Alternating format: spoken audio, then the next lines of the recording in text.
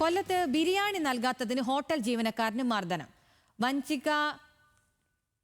വഞ്ചിക്കോവിലിലെ ഹോട്ടലിലെ ജീവനക്കാരനാണ് രാഹുലിനാണ് ആക്രമിച്ചത്. വാളത്തുങ്കൽ സ്വദേശികളായ അച്ചു, കണ്ണൻ എന്നിവർക്കെതിരെ പോലീസ് കേസെടുത്തു. വിവരങ്ങളുമായി ഷമീർ അബ്ദുൾ ഉണ്ട്. ഷമീർ, ബിരിയാണിയുടെ പേരിലാണ് തർക്കവും അടിയും ഉണ്ടായിട്ടുള്ളത്. എന്തൊക്കെയാണ് വിശദാംശങ്ങൾ? അഖില, കഴിഞ്ഞ ദിവസം വൈകിട്ടോടു കൂടിയാണ് ഈ സംഭവം ഉണ്ടാകുന്നത്. സമീപത്തെ ഒരു ബാറിൽ നിന്നും മദ്യപിച്ചെത്തിയവരാണ് ഈ അക്രമത്തിന് പിന്നിൽ എന്നാണ് ഈ പരാതിക്കാരായ രാഹുലും അതുപോലെ കടയുടമയും പറയുന്നത്. എന്തായാലും കടയിലെത്തി ഇത്തരത്തിൽ ബിരിയാണി ആവശ്യപ്പെട്ടു.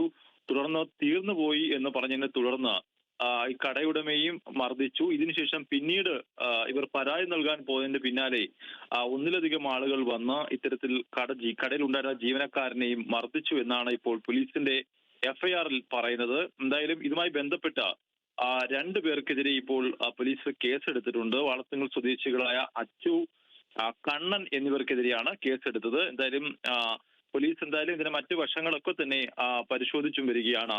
അഖില. ശരി, ഷമീർ അബ്ദുള്ളാണ് വിവരങ്ങൾ നൽകിയത്.